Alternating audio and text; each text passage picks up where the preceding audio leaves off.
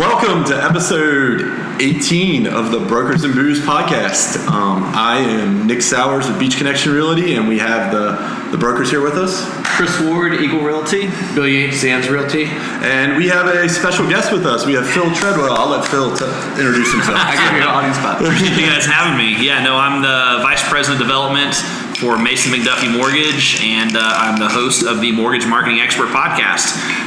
Also do a cool little thing called Industry Syndicate, which is a podcast network for real estate mortgage professionals. I'm sorry, I'm staring at him pouring this. This is good stuff here. Yes. I've done a lot of podcasts, but this may be my favorite one already. We're 30 seconds in. Today we're going to drink, it's an Oban. It's a Little Bay. I don't know a whole lot about it. I don't know if it's a space side or what, but this is the first time I've had this one. However, I'm unsure of the age, and I've tried to Google it, and we can't find the age at all, but we're about to tell you what it tastes like.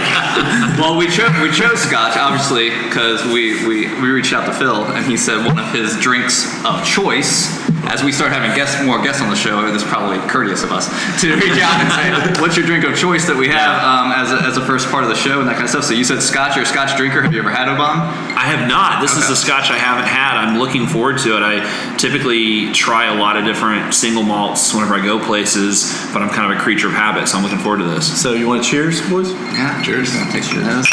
Cheers. Sweet. Fruit citrus on the nose. Peachy. Smooth.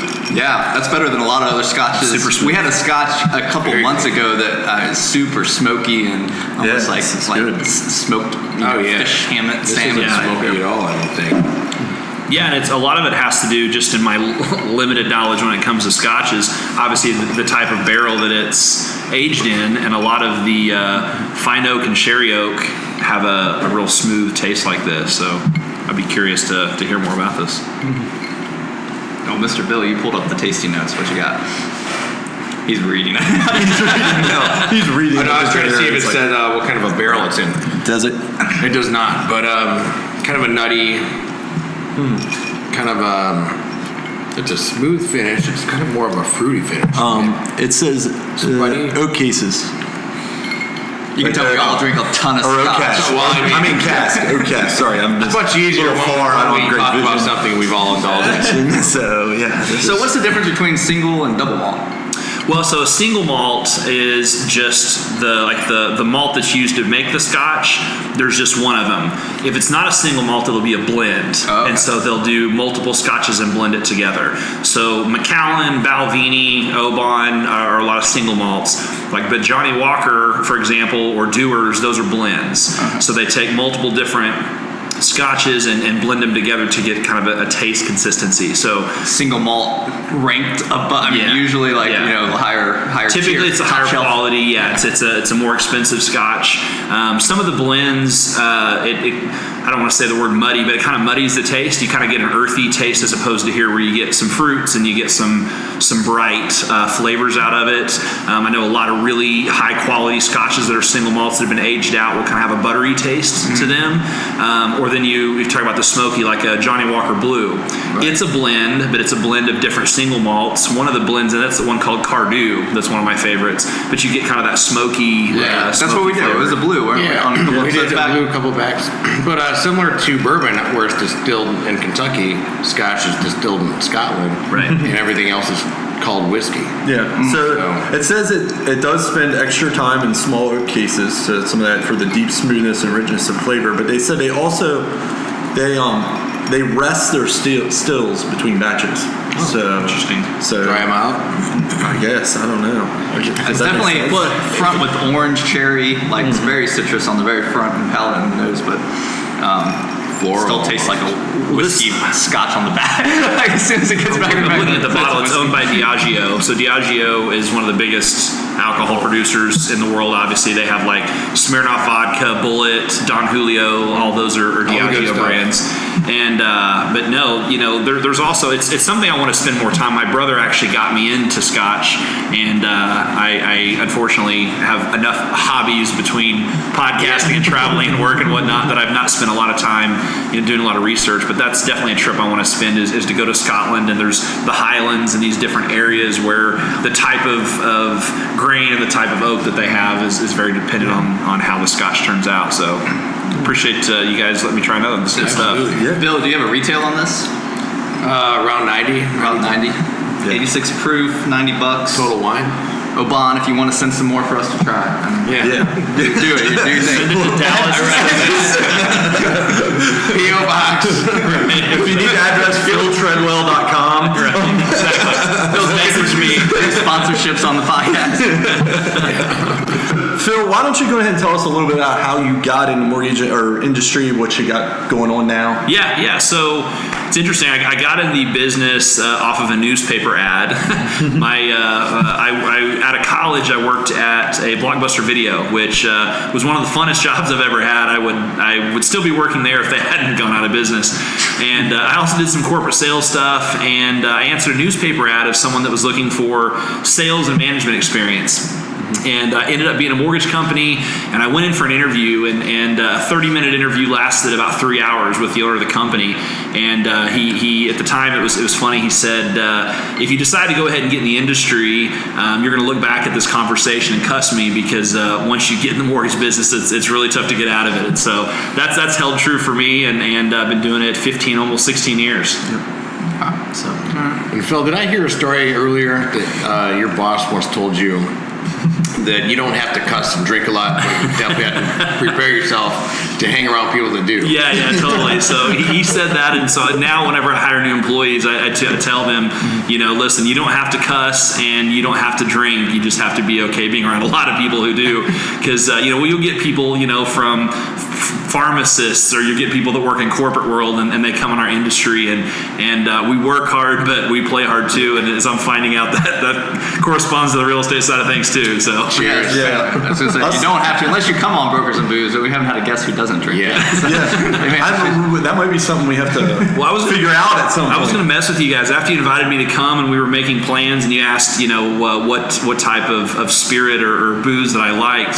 I was going to be like, I don't drink. What are you guys talking about? Like, why would I come on a podcast?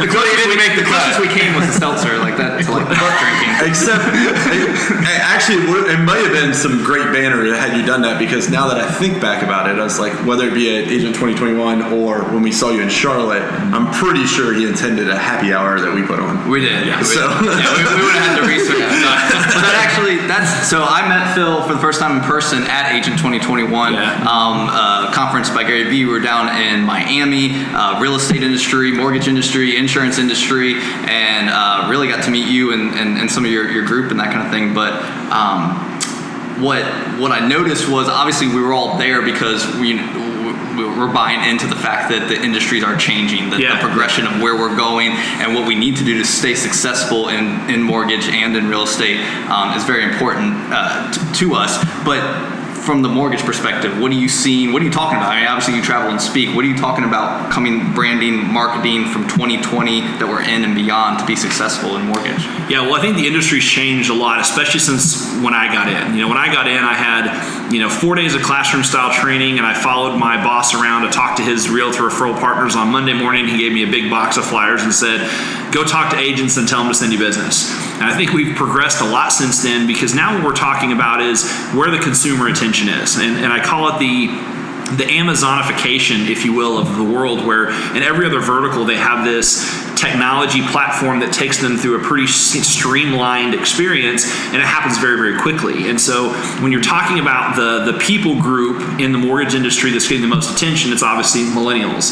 Millennials are 37, 38 and younger, and they're right now 48% of all new mortgages that happen in the US. Now that's not of real estate purchases, but that is of new mortgages. And so as an industry, we're focusing a lot on that group, and that group was either at home or just out of the house post the crash in the late 2000s. And so while they want efficiency in the process, while they want technology, they still want to make sure that they're working with an advisor to help them not screw up, right? They don't want to go through the same type of a thing. So I think, the National Association of Realtors puts out their Generation Trends report every April. And the last one said that over 2/3 of home buyers looked online or were looking around online before they ever talked to a realtor or before they ever talked to a mortgage professional. And so from a mortgage standpoint, we want to make sure people are out there online getting exposure and going higher up in the funnel, because two things happen. One, we're able to create leads and create exposure from that on a direct to consumer level, but then we turn around and supplement that with our realtor referral partners, because a lot of companies are spending time talking about consumer direct leads or talking about going straight to the consumer. But I've built my entire business on referral relationships with realtors, and I think that that's the best way to supplement that relationship, as opposed to saying, hey, send us your business, trust me with your paycheck. Hey, we're good marketers. Let me show you how we did that and provide leads. And I think you nailed it on the head, because I know us, we have our mortgage lenders we like.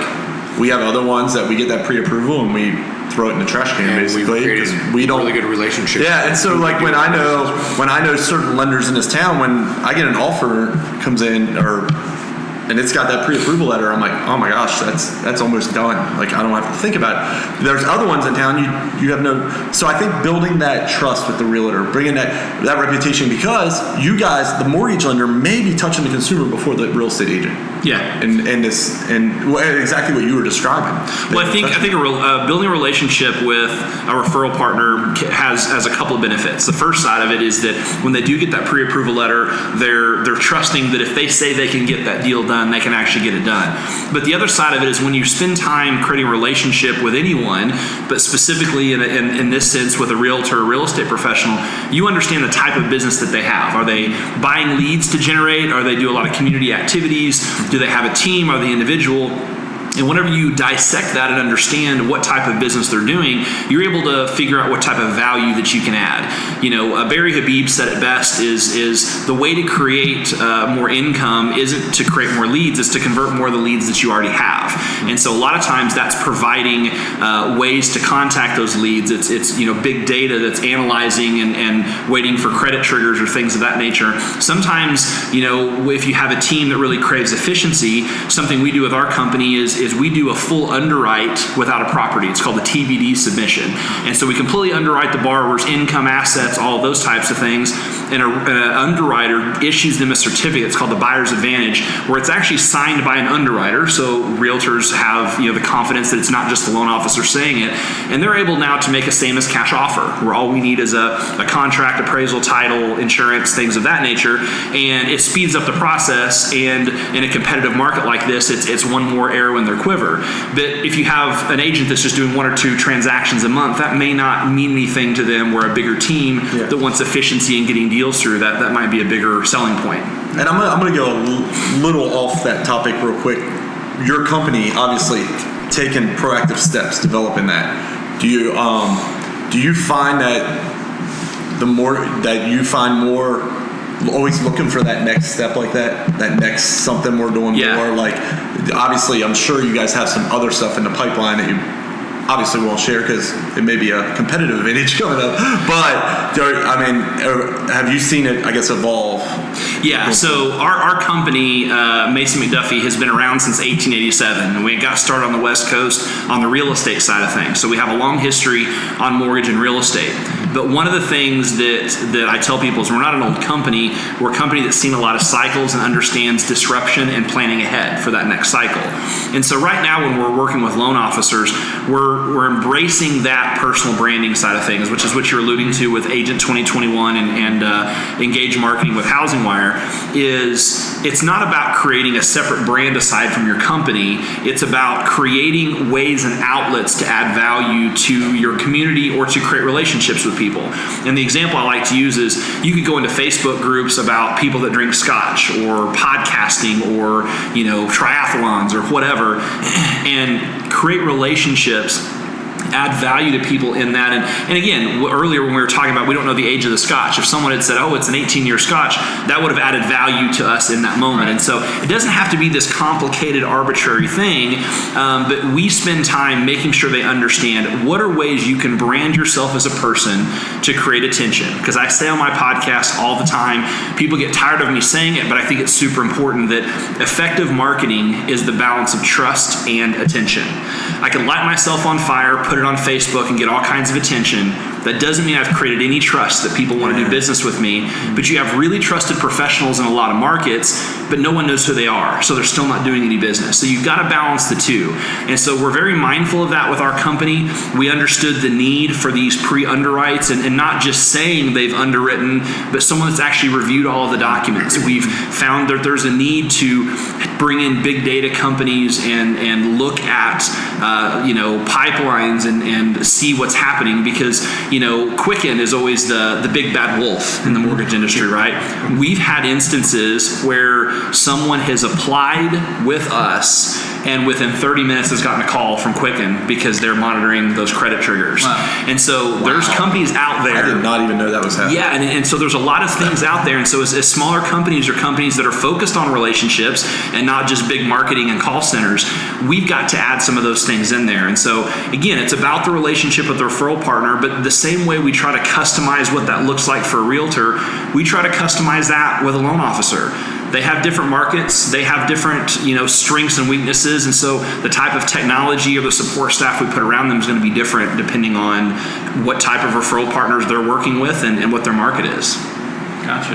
That makes sense. Yeah, Phil, so in our market in Myrtle Beach, we kind of got people that specialize in niche. We've got an oceanfront, and I kind of tend to specialize in resort properties, and then there's lenders out there that basically specialize in providing financials for what they call condo-tels, but Chris is more of a general brokerage, and then Nick here is probably more of a flipper where he looks for angel investors, if you will.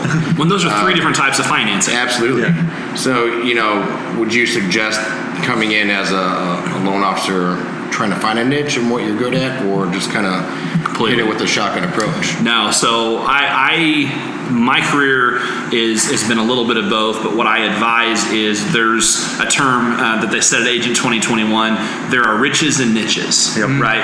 And so I use the example, if a loan officer specialized in renovation loans, let's say, and they told everybody in their social circle they're a renovation specialist as a loan officer, if someone needs home financing, they'll say, hey, well, I know someone, he's specifically a renovation loan officer, but he may know someone, as opposed to a lot of people know a lot of loan officers, they know a lot of realtors, but whenever you have a niche attached to it, you'll still get calls from other types of business, but you've also branded yourself as someone that can do that thing. So, I know of loan officers that specialize in condo lending, and they do a lot of, condo-tel properties, they do, single family attached, they'll do a lot of different things like that in that space, and there's ones that say that's not my niche. Some people focus on VA lending.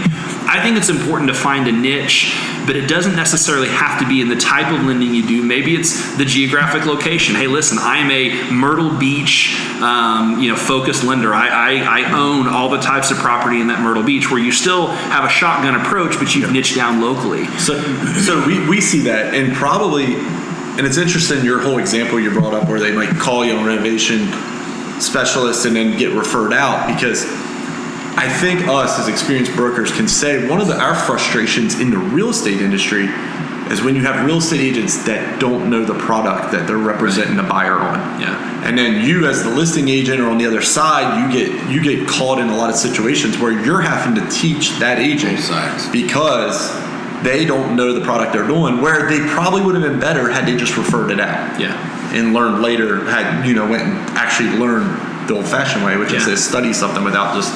But I imagine in the mortgage world it might be similar to the real estate world, where they're afraid to give up that income, afraid to give up that commission. Like, Yeah, I think it's all in what your focus is. You know, if you look at podcasts, for example, I didn't just choose a mortgage podcast. I specifically chose mortgage marketing. Now, we talk about a lot of other things outside of branding and social media and marketing. You know, we bring authors on and coaches and a lot of other stuff, but we kind of owned an audience.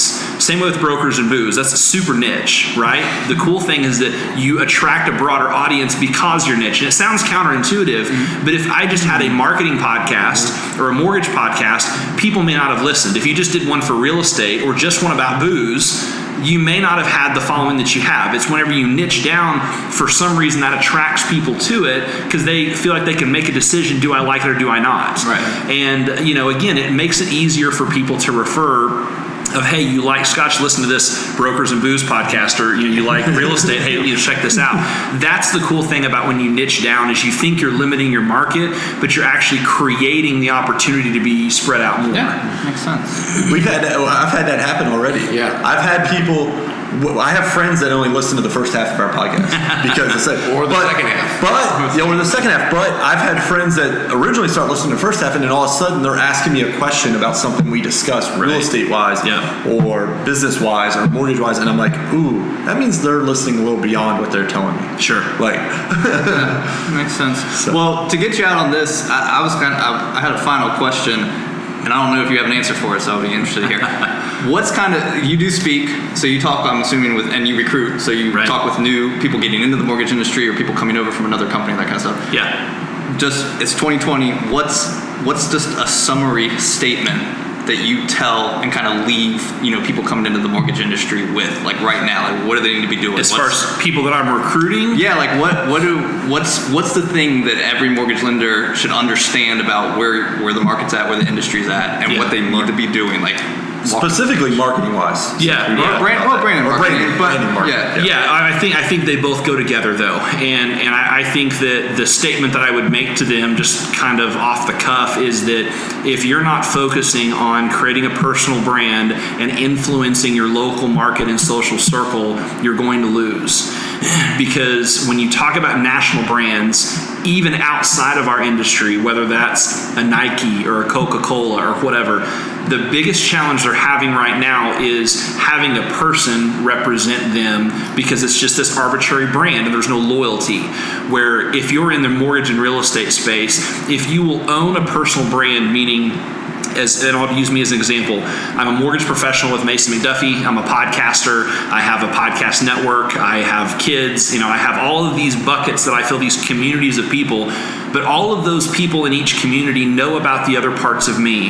That all encompasses my personal brand. And so that's what people need to be focusing on right now in the mortgage industry today, is you need to be out there, getting the word out about who you are, what you do, and why. And people will gravitate towards you that are like you. And I think the biggest challenge that people have in business is apathy, which is people know about you and don't care, right? It's like, oh my gosh, like they know all about, like, why am I not getting the lead? Okay, the solution to that is move on. Move on to someone else. There's plenty of business. You have to have an abundance mentality. And I'll throw a statistic on there that I think illustrates and proves what I'm saying. And that was Fannie Mae, which is one of the big mortgage, buyers, if you will, the securitization side. Fannie Mae does surveys and studies on the regular. And a few months ago, they put out one where they reached out to thousands of home buyers, 35 and up, who was a repeat home buyer, and 35 and younger, when it was a first-time home purchase. And they said, what was the biggest influences on you in choosing your mortgage lender? Over 35 that was repeat home purchase was realtor, personal experience, and then web sources, specifically Google, in that order. Under 35, first-time homebuyers, millennials, the number one answer was their social circle, friends and family. Number two was web sources, specifically Zillow, and three was a realtor. So when you talk about who's influencing people's decisions on getting a lender, you're talking about the emerging market, and it's probably not emerging, it's probably over half now, the majority market, values surveys, they values recommendations from people in their sphere of influence and social circle. And so again, how do you get into those circles? social media is the best way I know of, but you also have to take those relationships offline, and that's an entire other conversation. But I tell people, you've got to be putting yourself where people can find out who you are. But if you're shoving mortgage content down their throat, just like any other commercial, if there's too many commercials, what do? You change the channel. Yep. People stop listening. Makes sense. Perfect. All right. On that note, gentlemen, Raise the Well, glasses. cheers. Cheers. cheers. Thank you, Phil. Thank you, Phil. Appreciate it. We'll be drinking. Classic.